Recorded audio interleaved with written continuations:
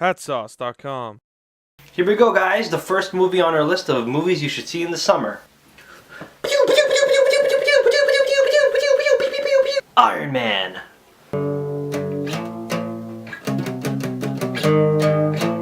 Okay, so did I like it? Yeah! Did I think it was great? Meh. But was it good? Yes, it was. But not without its pros and cons. If you guys checked out the segment I did with Scott Gamma Ray, one thing we were super excited about was the Mandarin. Because in the comics, from what I hear, this guy was the shiznit. Comparing it to like the Joker, it's safe to say that Heath Ledger stole the show in The Dark Knight, right? The reason why I'm bringing up the iconography of the Joker is because he deserved that kind of attention. The way he was written in the movie, the level of awesomeness of the Mandarin in the comic books is like this high. But in the movie, it's like nowhere near as cool as it is in the comics. I felt like it wasn't even worth being in frame in that last shot. And for me, I'm more in favor of having a consistent villain.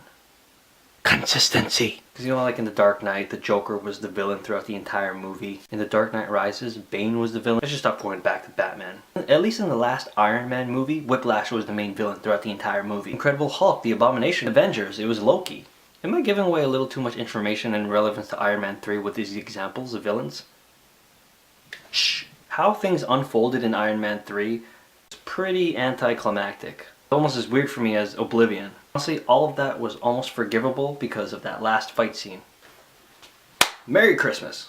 For people who know what I'm talking about, that ending fight scene was pretty bad. If there's one really good thing about this movie, it's Robert Downey Jr. He's perfect for the role, what can you say? The way that the dialogue unfolds with that sort of semi-improvised way of talking, unscripted kind of script, for the sake of getting those cheap one-liner laughs. I've always enjoyed the light-hearted humor that Iron Man entails. There's one thing I was sort of anticipating, but I was really misled because of the trailer. I don't know if it was just me, but when you were watching the trailers for Iron Man 3, did you not feel like the movie was going to have a sense of danger or direness? Like a real sense of inner turmoil or struggle? And don't get me wrong, Tony Stark is struggling with the events of New York. It's so bad that he's getting these anxiety attacks. Here we go again, I'm going back to The Dark Knight. The entire Dark Knight Rises, I was really compelled and intrigued by the inner turmoil that was going through Bruce Wayne's head. Too old? Can I still do this? It's a serious subject, and I took it seriously. Because Tony Stark didn't take that inner struggle of himself too seriously, I didn't take it too seriously. Really distanced from it. He just shrugs it off with his sense of humor. Sure, if he could laugh it off, I could laugh it off. I feel like the trailers hinted that this was going to be a very compelling subject. It just wasn't there, you know? I mean, it was there on screen, but I didn't feel like it was there. The movie was good enough to accomplish the overall theme. And the theme is, who makes the hero? Is it the man or the armor? And the movie accomplishes it. If it's one thing I really liked about the Christopher Nolan Batman movies, that when I see Batman, I don't see Batman. I see the man behind the mask. I see Bruce Wayne. Instead of seeing Iron Man, see Tony Stark. That's what Iron Man 3 accomplishes, so kudos for that. But I'm still pissed off of undeserving of a movie interpretation they did with the Mandarin. If you don't know anything about the Mandarin, Google that shit. He is a badass. In the comics, he's supposed to have these cool special rings that give him superpowers. What the hell was that? Mandarin is a superb athlete with tremendous skills in various martial arts. Through repeated practice, he has toughened all the striking surfaces of his body, especially his hands, which are covered with thick calluses. He could even split Iron Man's magnetic beam reinforced alloy armor with repeated blows. So great is the Mandarin's martial arts abilities that he could even survive years without food and water.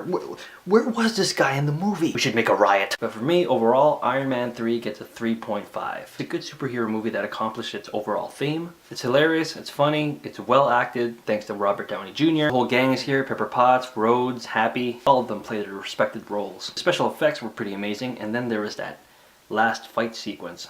Holy crap. As amazing as it was, that last fight sequence, I'm pretty sure Joss Whedon can do something with Avengers 2. I wanted to feel that emotional tension as it was hinted in the trailers, but I felt like it really wasn't there. Instead, we just had the usual Tony Stark sense of humor, which was fine for me. I had some good laughs in the movie. I do wish they wrote the Mandarin better, because he deserved so much more. So keep an eye out for the next installment of the 5 movies we want you to see in the summer. This is the end. Until next time.